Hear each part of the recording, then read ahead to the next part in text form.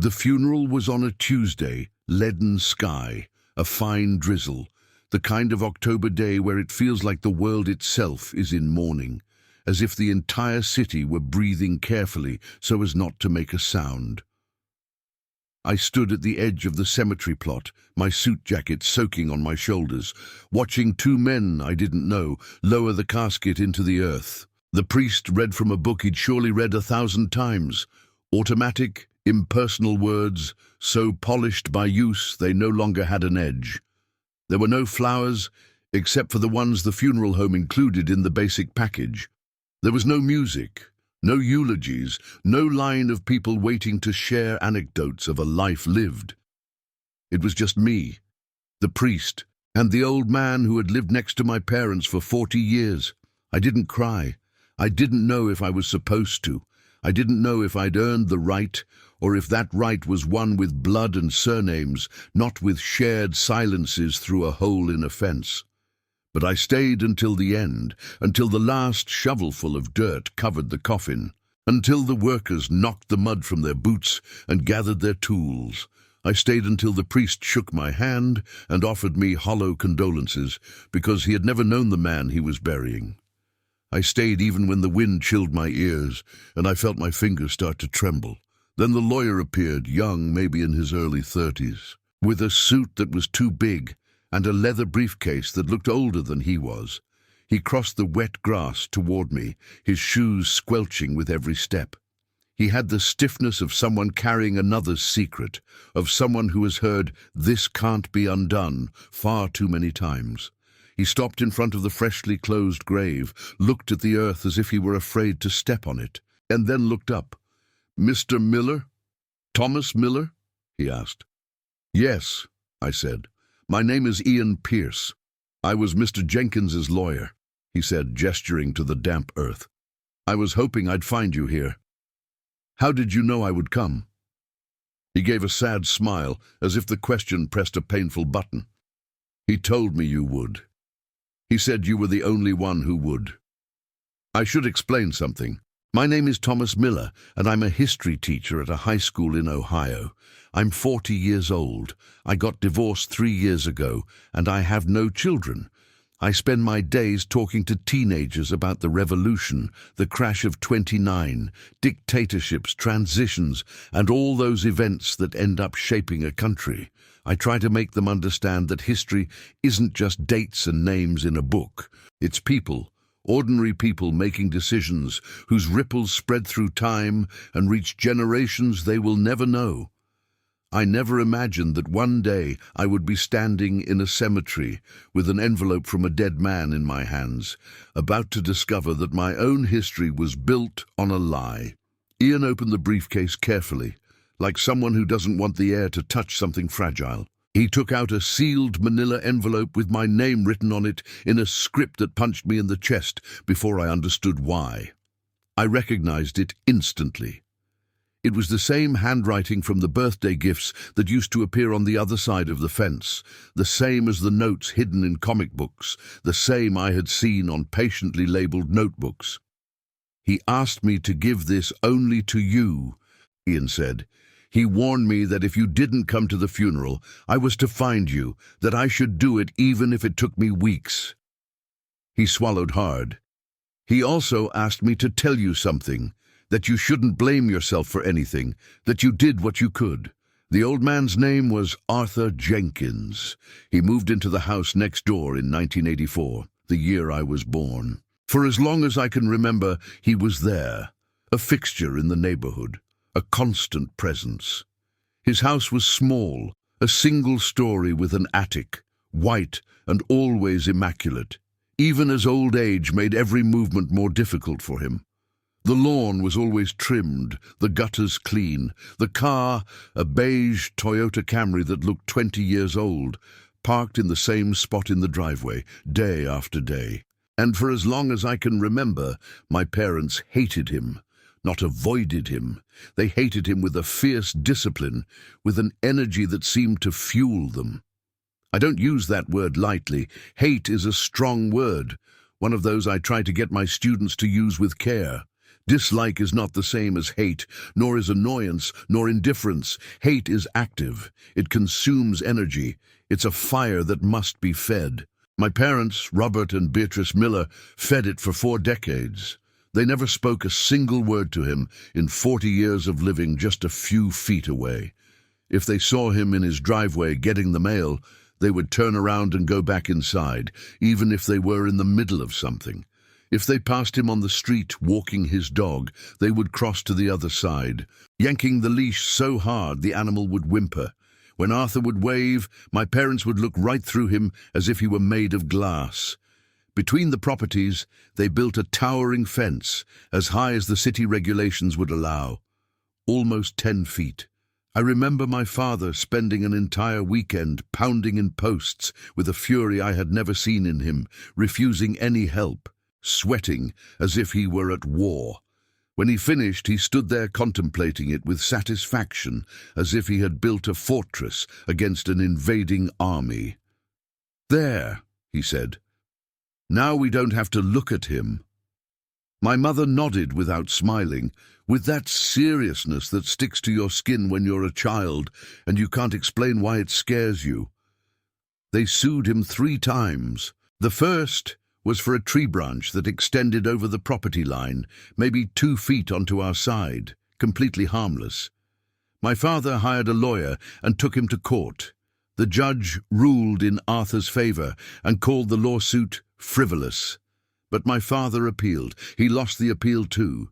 Between fees and paperwork, he spent over 5,000, and he didn't care. "It's the principle of the thing," he'd repeat. The second lawsuit was over Arthur's dog, an old gentle golden retriever he called Buddy. My mother claimed the dog had threatened her, that it snarled and lunged at her while she was gardening, with a performance so convincing that if I hadn't seen the animal myself, I might have believed her. I was 12, and I knew it was a lie. I had seen Buddy through the gaps in the fence before they reinforced it. He was an arthritic old animal. He could barely walk, let alone lunge at anyone. Still, my parents pressed on. The judge ordered Arthur to get rid of the dog. From my window, I saw an animal control van arrive, and I saw Arthur come out with Buddy in his arms, sobbing, burying his face in the dog's fur, as if trying to memorize it one last time. I saw him kiss his head before handing him over. That night, I cried too, with my pillow pressed against my mouth, not understanding why my parents would do something so cruel, only knowing that it was wrong and that my house smelled of something rancid that wasn't food. The third lawsuit was for an alleged drainage problem that to this day I don't know if it ever really existed. My father claimed Arthur's yard directed water toward our house and was damaging the foundation. They hired experts, submitted reports, and the fight dragged on for 2 years. Arthur barely defended himself. He went to the hearings, paid the fines, cut the branch, gave up the dog, adjusted the soil in his yard, and despite it all, he stayed. He didn't move, he didn't sell, he didn't back down. I asked my mother once, when I was about 10, why they hated him so much. We were in the kitchen. She was looking out the window toward his house with an expression that frightened me, as if hate wasn't a feeling but a command. "What did he do to you?" I asked. Her face turned to ice, not anger or sadness, but a dry coldness like a slamming door. "He's a dangerous man, Thomas. You are never to speak to him, never to go near him, don't even look at him. Do you understand?" "But why? Who did he hurt?" "There are things children don't need to understand. Trust your parents and stay away." "Mom!" I said, and she cut me off with a tone so sharp I'd never heard it from her before. I said, "Stay away. If I ever find out you've been talking to that man, there will be consequences, serious consequences. Do you understand me?" "Yes, Mom." "Good. Now go do your homework." I left, but I could feel her gaze on the back of my neck like a nail. But I didn't stay away. Not completely. It all started when I was 7. I was in the backyard, bored, throwing a tennis ball against the fence. My parents were arguing inside. They argued a lot back then, about money, about work, about who had to pick me up from school, about things I didn't understand, and others I understood all too well. On one of the bounces, the ball flew over the fence and landed on Arthur's side. I froze, my heart pounding against my ribs. Dangerous, my mother had said. Don't go near him, serious consequences. But that ball was special. My maternal grandfather, the only grandfather I'd ever known, had given it to me, and he'd died the year before. The thought of losing it felt like losing him all over again. Of my other 3 grandparents, there was nothing. They were either dead, or so I'd been told. According to my father, his parents died before I was born. There were no photos, no stories, not a single anecdote. I looked at the fence, solid wood, no gaps. But near the ground there was a small hole, about 6 inches across, a knothole in the wood that had fallen out over the years, or maybe an animal had dug it out. It was just big enough to look through and to stick a hand through. I knelt on the grass, not caring about staining my pants. And I looked. On the other side, Arthur was sitting in a lawn chair, reading, as if the world was in no hurry. He looked old, maybe 70, with messy white hair and a face weathered by the sun. He was wearing a thick sweater and slippers, like a grandfather from a storybook. Next to him, on a small table, was a steaming cup of tea in the middle of summer. He didn't look dangerous. He just looked lonely. He looked, without exaggeration, like the saddest person I had ever seen. He must have felt my gaze because he looked up. Our eyes met through the hole. I expected him to yell, to call my parents, to do something threatening. I braced myself for the proof that my mother was right. Instead, he smiled with a softness that bewildered me. "Lose something?" he asked, his voice hoarse, as if from long disuse. "My ball went over. I'm sorry. Don't apologize. These things happen." He stood up slowly, his joints creaking, picked up the ball from beside a flower bed, and brought it to the fence. He knelt with a grunt of effort, and up close I saw his face better.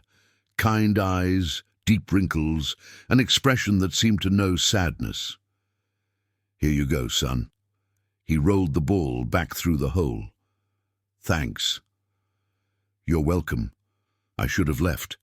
I should have taken the ball and run inside as my mother had ordered, but something held me there. A stubborn intuition telling me that this man was not what my parents claimed he was. "You're Thomas, aren't you? The boy next door?" "Yes, sir. I'm Arthur. It's a pleasure to finally meet you. I've watched you grow up from over here. You were just a baby when I moved in. My parents say I'm not supposed to talk to you." His face faltered for a second. Pain, maybe, or resignation. Like someone who has heard that sentence too many times. "I know, and you should obey them. They want what's best for you." "Then why are you talking to me?" He was silent for a moment, and when he answered, his voice carried a weight I didn't understand then, but recognize now as grief.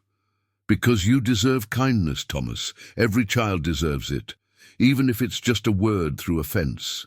He said, "You deserve." As if it were a right someone had denied me. Instead of leaving, I told him about the ball and my grandfather. He nodded as if it truly mattered, as if it weren't some childish foolishness, but a kind of sacred oath. "Then take good care of it. Special things are hard to find." Before he stood up, he added, "If you ever want to talk, I'm always here on the other side. Just peek through the hole and say hello." I ran back to the house, clutching the ball to my chest, my heart racing. I didn't say a word to anyone. I swallowed the secret with the same urgency I swallowed my fear. But the next day I went back, and the day after that. That hole became our clandestine refuge, the crack through which air entered a house that was becoming far too suffocating for me. That summer, every afternoon when my parents were distracted, arguing, or too wrapped up in their own affairs, I would sneak out to the fence. I'd kneel on the grass, and Arthur would pull his chair over on the other side, as if he'd been waiting for me before I even decided to appear. At first it was small things, school, my friends, the books I was reading. He'd ask what I liked, and I told him history because it felt like being a detective, piecing together clues from the past to understand how we got to the present. Arthur would smile with an almost pained pride. "You have a curious mind," he'd say. "That's a gift. Don't lose it." Then he'd ask me to tell him what I had learned that day, and he would listen as if I were important. Over time, he started telling me about his life, the places he'd seen when he was young, places I only knew from photographs. He told me about Machu Picchu, the Alhambra, the pyramids of Teotihuacan, Iguazu Falls, the old streets of Cartagena. He described it all with such vivid detail that I could almost feel the sun and the dust or the echo of footsteps in a plaza. "Why did you travel so much?" I asked him one afternoon.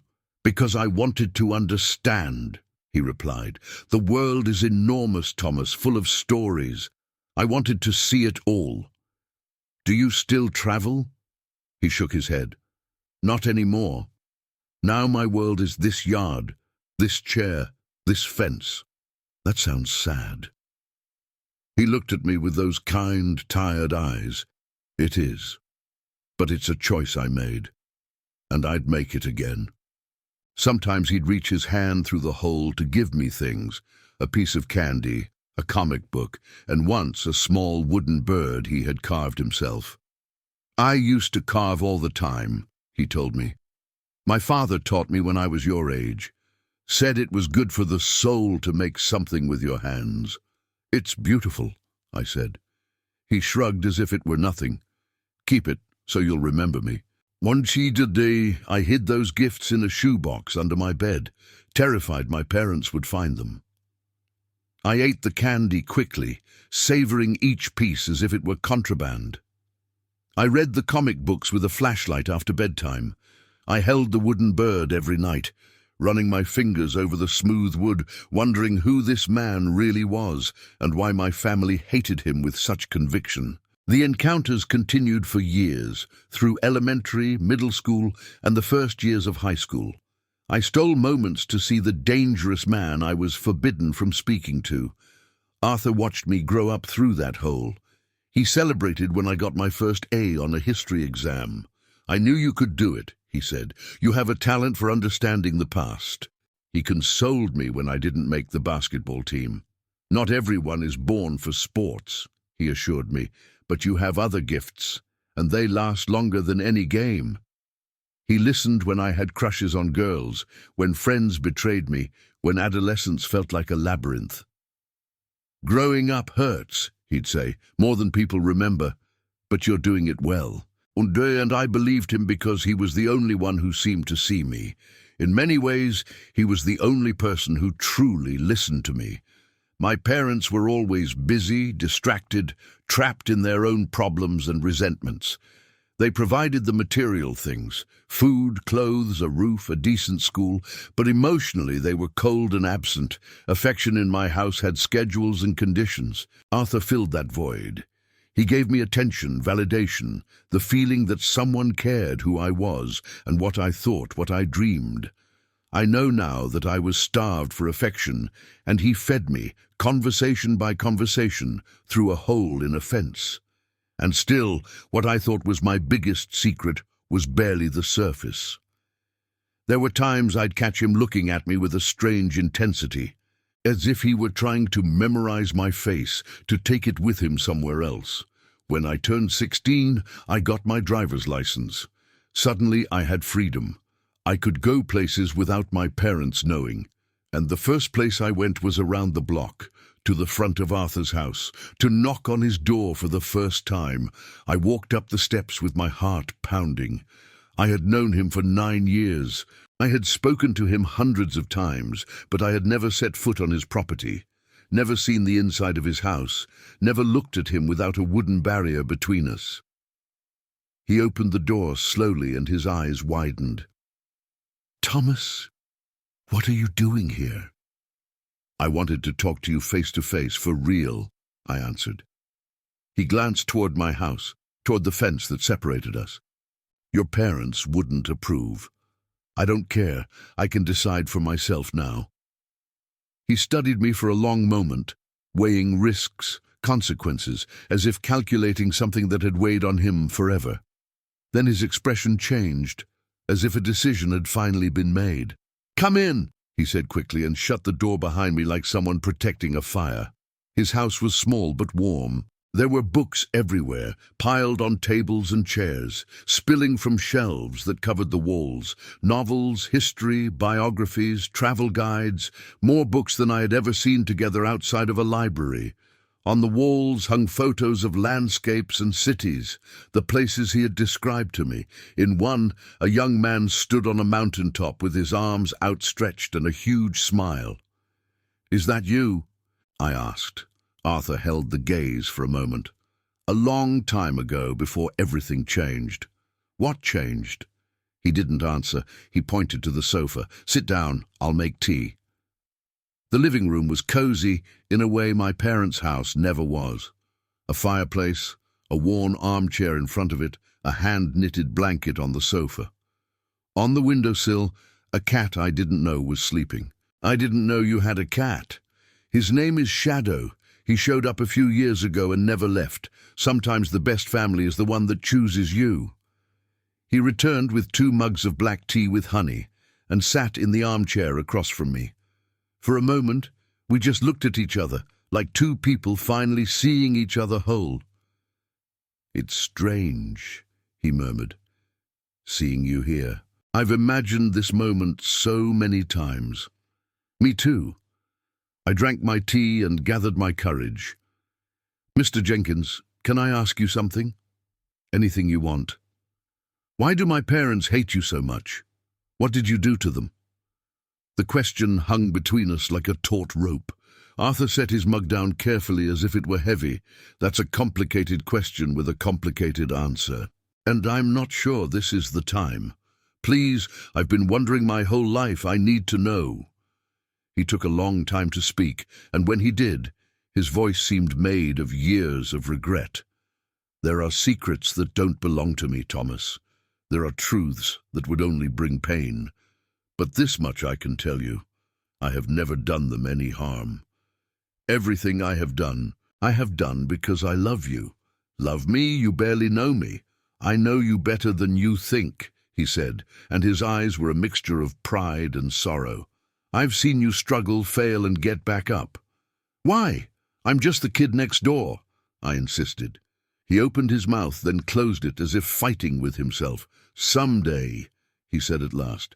"Someday I'll tell you everything, but not today. Today, let's just enjoy this. You, here in my house." We talked for 3 hours that day. I told him about the coldness of my home, about feeling like a stranger in my own family, as if I were living in a borrowed house.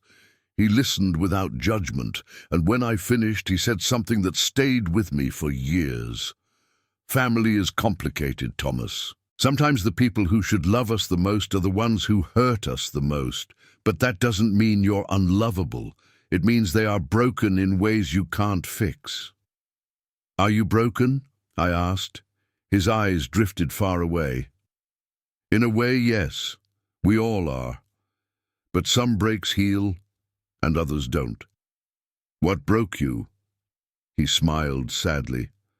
"The same thing that breaks everyone in the end. Loss, regret, the weight of decisions made long ago." After that, I visited him often, twice a week, sometimes more. My parents never found out. They didn't ask where I was and didn't seem to notice my absences. They were too busy with their lives, with their problems, with a marriage that was crumbling slowly and loudly. Sometimes, though, my father would watch me with a strange attentiveness, as if he smelled something in the air, and I learned to lie calmly, to say homework, library, and a friend's house without blinking. When I left for college at 18, Arthur was the only one who cried. He hugged me on his porch, the first hug in all the years I'd known him. He felt frail in my arms, smaller than I imagined, thin bones under his sweater. "I'm so proud of you," he whispered. "Whatever happens, remember that you'll come back." "I'll be back," I promised him. "I know, and I'll be here, always here, Thomas, right next door, waiting." And I did come back. Every break, every summer, I always made time for him, even as my life filled up with other things. Graduate school, my teaching degree, the weariness of growing up, and discovering that the world has invisible fences too. I married Laura, and like all lives, mine tried to look normal from the outside. Laura was smart, practical, one of those people who puts emotions in a box to be dealt with later. She never fully understood why I spent so much time with that weird old neighbor. And what can a man who barely leaves his house possibly offer you? She'd ask, and I would be at a loss for words. Because how do you explain that someone held your childhood together with clandestine conversations? Arthur treated her with impeccable courtesy when I brought her to meet him once, and Laura felt uncomfortable, as if she'd walked into a room where the story had already been written. "Take care of what you have," he told us as we left. "Life doesn't warn you when it's about to break." Laura smiled politely. I felt a tightness in my throat. Laura and I divorced 6 years later. We wanted different things. She said we were different people, and she wasn't wrong. I always kept a part of myself hidden. I always kept secrets.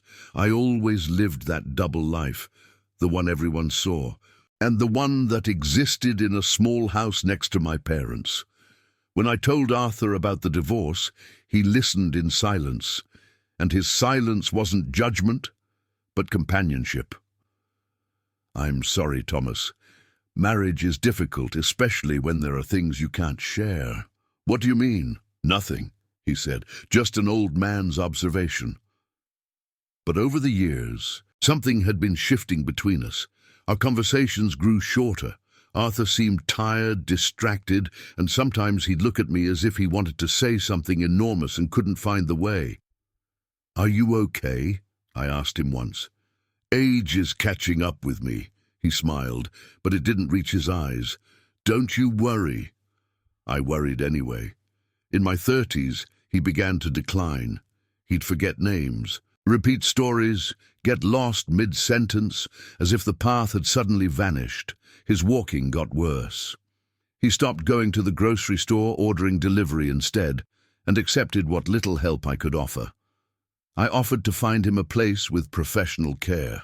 "No," he said with a firmness that surprised me. "I'm staying here. I have to stay." "Why? This house is too much for you." "Because you're here, Thomas," he answered, his eyes sad and exhausted. "Here I can see you." I didn't understand what he was saying at the time. Not really. I took it as a clumsy endearment, not a disguised confession. The last time I saw him alive was 2 weeks before the funeral. He was in the hospital, his 90-year-old body finally giving up. The room smelled of disinfectant and something else, something that has always seemed to me like the smell of endings. I sat beside him and held his hand, watching his chest rise and fall with effort. His skin was thin as paper, yet he squeezed my fingers with surprising strength. "I should have told you," he whispered, barely audible over the beeping of the machines. "I should have told you years ago." "Told me what? What should you have told me?" I leaned in, desperate, as if getting closer could rescue the words, but he closed his eyes and fell asleep, and I never got my answer while he was alive. Until the funeral, until the lawyer, until the envelope. I opened it in my car, my hands shaking. The rain had stopped, but the sky was still grey, the air damp and heavy. In the cemetery parking lot, surrounded by headstones and silence, I read the letter that was about to change everything. Inside was a single page covered in the script I recognized instantly. "For my grandson, Thomas," it began, and my stomach dropped before I even finished the first line. "If you are reading this, I am gone, and you finally know the truth. Forgive me for needing my death to tell it. Forgive me for so many years of silence, but I need you to understand why. Your father is my son. His name wasn't always Robert Miller. His name was Robert Jenkins. I felt the world shift a few inches, like when an earthquake starts gently but still changes your body. The letter continued. He was my boy, my only son, the center of my world. When his mother died when he was 10, I raised him alone. I gave him everything I had. I loved him more than my own life, and 45 years ago he did something terrible. I won't tell you what it was in this letter. The proof is in my attic, in a box labeled The Truth. There you will find photos, documents, clippings, a letter in his own handwriting, everything you need to understand what happened. Arthur wrote, "When I confronted him, he gave me a choice. Keep silent or lose him forever. I couldn't accept silence as my fate, so he cut me out of his life. He changed his name, left, invented a new origin story, and a father who conveniently didn't exist. Each sentence was a falling brick. He told everyone I was dead. He told you I was dead, but I couldn't let you go. You were my grandson, my blood, the only family I had left. So I did what some might call crazy. I sold everything, my business, my savings, everything, and I bought the house next door. I wanted to watch you grow up, to be close, even if I couldn't be a part of your life. Your father recognized me immediately. He couldn't stop me from buying the house, but he could make sure you never knew who I was. He painted me as a danger, built fences, filed lawsuits, did everything he could to keep us apart. But he couldn't stop my love. And so I leave you everything I have. The house, my savings, all of it. It's not much, but it's yours. And most importantly, I leave you the truth." Arthur wrote that he saw me take my first steps from a window, that he heard my first words through a fence, that he celebrated every achievement from a distance, unable to hug me or tell me how proud he was. I was always here, watching, loving. I am proud of the man you have become. I wish I had told you sooner. I wish everything had been different. Your grandfather, Arthur Jenkins. At the end, he added a postscript. "Don't be hard on yourself for not seeing it. The best lies are the ones we tell ourselves. And your father has had nearly half a century of practice." I sat in the car for an hour, reading that letter over and over, as if repetition could change it. And then I cried for real, with an ancient shame and a relief that hurt. I drove straight to Arthur's house. My house, I supposed. Ian had given me the keys along with the envelope. I went inside, and the air held the silence of houses left without an owner. Everything is in its place, but the pulse is missing. The books were still there, gathering dust. The photos were still on the walls, but the life had gone out of them. The warmth had faded. I thought of Shadow and my chest tightened. He'd been taken to a shelter when Arthur was hospitalized, a nurse had told me, with the sad practicality of someone who deals with endings every day. I went up to the attic. It was cramped and dark, full of boxes, old furniture, and the accumulated remnants of a long existence. And the box was exactly where he said it would be. Old cardboard, grey with dust, with the truth written on it in faded black marker. I brought it down to the living room. I sat on the armchair where Arthur used to sit. I poured a glass of whiskey from a bottle I found in the kitchen, and I opened the box. Inside were yellowed, fragile clippings, photos, documents, letters, a complete history of something I never knew existed. The first clipping was from 1979, from a local paper in a town I'd never heard of, about 50 miles from where we lived. The headline read, "Hit and Run Leaves Young Mother Dead." The article said that Clara Hayes, 28, was struck by a car while crossing the street near her home. It was about 11:30 at night. She was walking back from her sister's house, just 3 blocks away. The driver fled. Clara died in the hospital 3 hours later without regaining consciousness. She left behind a husband, Sergio, and 2 small children, Aaron, 7, and Natalie, 4. The driver was never found, but Arthur had found him. There were photos of my father's car from that era. a blue Ford Mustang with damage to the front bumper and passenger side.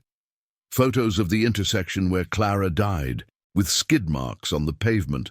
Repair receipts paid in cash from a garage a couple of towns over, dated 2 days after the hit and run. There was a police report, obtained who knows how. Witnesses spoke of a blue sports car speeding away, its license plate covered in mud. The case went cold within a month. And then there was the letter. A letter from my father to Arthur, dated 1979, written in the same handwriting I'd seen my whole life on school permission slips and cards. Dad, I know you know. I was drunk. I didn't see her until it was too late. I panicked. I drove off. The letter was from 3 weeks after the accident. 3 weeks of my father waiting to be caught, watching the news, hearing his own guilt like a constant noise in the background. Please, don't tell anyone. I swear I'll never drink again. I'll never drive like that again. I'll do whatever you want. Just please keep this secret. If you love me, you will. Your son, Robert. There were more letters. A reply from Arthur, dated 1980. Robert, I have tried to live with this. God knows I have tried. But every night I close my eyes and I see that woman. I see her children at the funeral. Too small to understand why their mother isn't coming back. I see her devastated husband. You have to turn yourself in. It's the only way to try to make this right. And then, like a final blow, if you don't go to the police by the end of the month, I will. My father's reply was short, in an almost illegible script, trembling with rage or fear. If you tell anyone, I will disappear. I'll change my name, I'll leave. You will never see me again. And if I ever have children, you will never know them. Is that what you want? To lose your only son? To never meet your grandchildren? This choice is yours, not mine, yours. It wasn't an empty threat, it was a promise. And Arthur, by all accounts, chose to do the right thing, but he was too late. There were notes of his, dates, attempts to move the case forward, but my father had moved faster. He vanished, changed Jenkins to Miller, moved, married my mother, who maybe never knew or chose not to, and built a new life on silence. Arthur instead made another decision. He found where his son was. He bought the house next door and waited for 40 years. He waited behind a fence, stealing moments through a hole in the wood, loving me in the only way they let him. I stayed up all night reading. By morning, I had the full picture. Clara Hayes died on March 15, 1979. 2 children grew up without a mother. Sergio, her husband, tried to hold on for 5 years before grief and alcohol consumed him. He died in 1984, the same year I was born, and the same year Arthur moved in next door. A family destroyed by one man's cowardice, a family robbed of justice, and my life, my own, was tied to that crime like an invisible thread that had suddenly become a rope. I had a decision to make. The confrontation came 3 days later. 3 sleepless nights, 3 days of looking at myself in the mirror, searching for my father's features, trying to see the man who ran over a woman and fled. I called my mother and told her I was coming for dinner. She sounded surprised and pleased, as if my presence could patch a crack. How wonderful, Thomas. Your father has been asking about you. Of course he has, I thought. I bet he's been asking ever since Arthur died, ever since he knew the shadow that had watched him for 40 years was finally gone. I arrived at 7, the same house where I grew up, the perfect lawn, the American flag by the door, but everything looked different, like a stage set, a neat facade built on a lie. My father was in his study, reading. He was 72. Retired from the insurance company where he'd worked for 3 decades, white hair, his face lined with age. He looked like any other grandfather, except he wasn't. He was a man who had killed someone and gotten away with it. Thomas, he said, looking up, this is a surprise. Your mother said you were coming for dinner. We need to talk first, I replied. You, Mom, and me, now. Something flickered in his eyes. recognition, fear. About what? I placed the box on his desk. The box from Arthur's attic, the box labeled The Truth. My father went pale, as if he couldn't breathe. Where did you get that? From my grandfather, I said. He left it to me. The silence stretched. My father stared at the box as if it were a bomb. Is he dead? He finally asked. Yes. He died last week. I was the only one at his funeral, his only family. He was not your family, my father spat weakly, as if the words were all he had left to hold up a wall. He was more family to me than you've ever been, I shot back. My mother appeared in the doorway, wearing an apron and holding a wooden spoon. What's going on? Dinner is almost ready. Dinner can wait, I said. We need to talk about Clara Hayes. The color drained from both their faces. My mother dropped the spoon with a sharp clatter that sounded too loud in that house, that too orderly house. I don't know what you're talking about, my father said, and his voice sounded rehearsed, ancient, like a line repeated in front of a mirror for decades. No? Then this will help you remember. I opened the box, took out the clipping and threw it on his desk. March 15th, 1979. Hit and run, mother of two. Ring a bell? My father swallowed hard. My mother started to tremble. Thomas, I don't know who's been putting these ideas in your head. Ideas? I pulled out the photos of the Mustang, the receipts, the report, and finally the letter in his own handwriting. Here's your confession. My father stared at his own handwriting as if it burned him. His hands were shaking. That was a long time ago, he murmured. 45 years. 45 years since you killed her and drove away, I said. It was an accident. You were drunk. You fled. You left her to die alone in the street. That's not an accident. It's a crime. My mother burst into tears, a sob that seemed to come from an old place, as if something had been rotting silently inside her for years. My father sank into his chair, his face grey. If I went to the police, I would have lost everything, he said, as if that absolved him. My career, my life. Her life was over, I retorted. Her children's lives were shattered. Her husband drank himself to death from grief. And you got barbecues, parties, a quiet neighborhood, a clean name. I've lived with the guilt every single day. Really, because from where I'm standing, it looks like you've lived quite comfortably. What do you want me to say? I want you to say you're sorry, I replied. I want you to try to fix it. It's too late. The statute of limitations has run out, he said, with a coldness that turned my stomach, as if the law were a moral cushion. Is that what you tell yourself to sleep at night? That it doesn't count because you got away with it? I gathered the papers from the box, my own hands shaking, but not from fear, from rage and something like grief. I'm taking these, and I'm going to do what Arthur should have done 45 years ago. I'm going to find Clara Hayes' children, and I'm going to tell them the truth. Thomas, please, my mother sobbed. Think about what you're doing. This will destroy us. You destroyed yourselves 45 years ago, I said. My father tried to stop me with his voice. They won't believe you. It's your word against mine. I have your written confession, I replied. Photos, receipts, reports. Arthur spent decades putting this together. He just never got to use it. My father's face crumbled, and for a second, I saw the 27-year-old he must have been, not a movie monster, but a real coward, the kind that exists in every era. He was going to turn me in. He was going to force me to do the right thing, he murmured. And you chose to run, I said.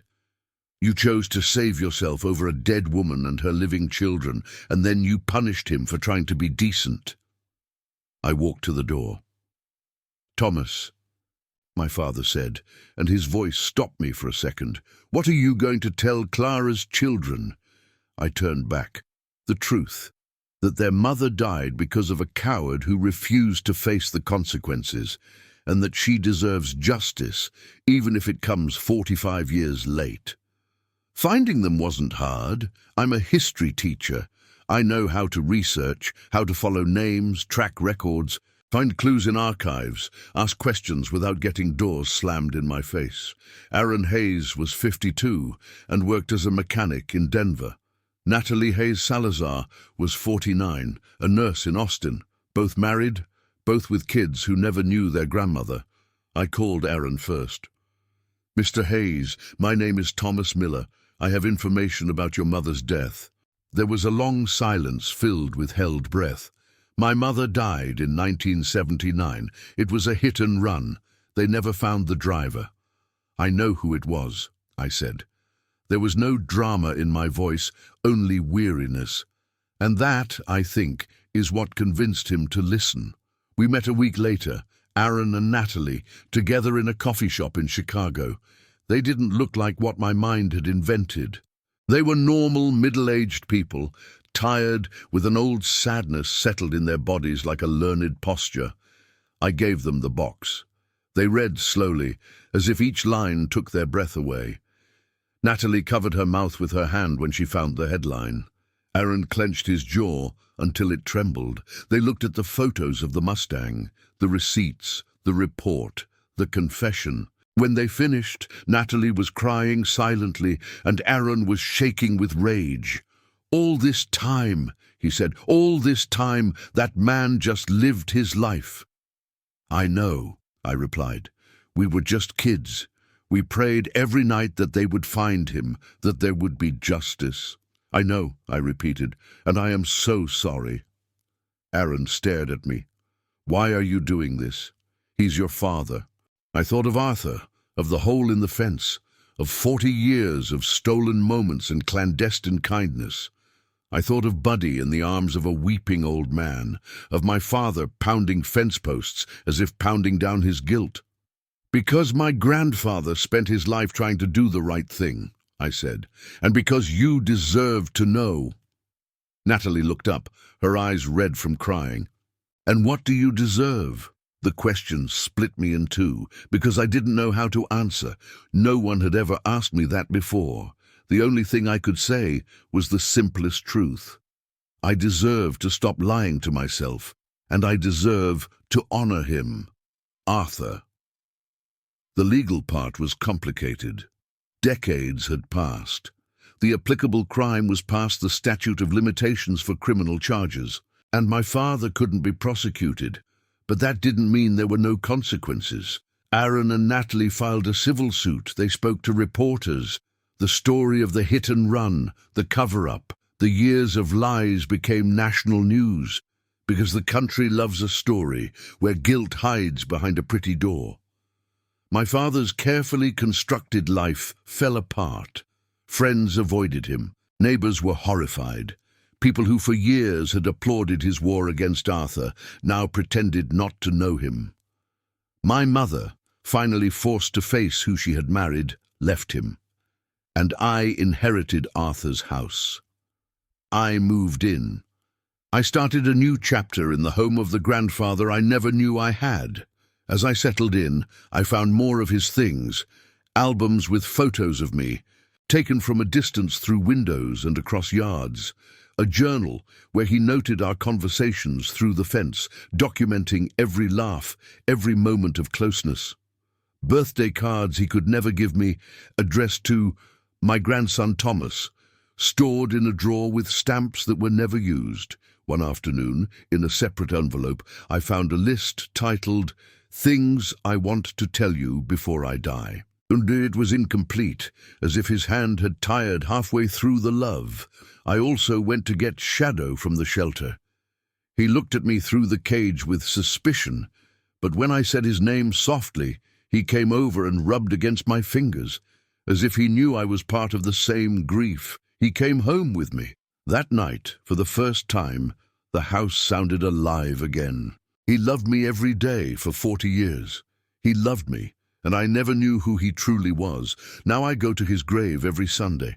I tell him about my week, my students, the small victories and minor setbacks of an ordinary life. I also tell him about the nightmares. The image of a woman crossing a street in 1979 that I never saw, but now appears to me as if it belongs to me.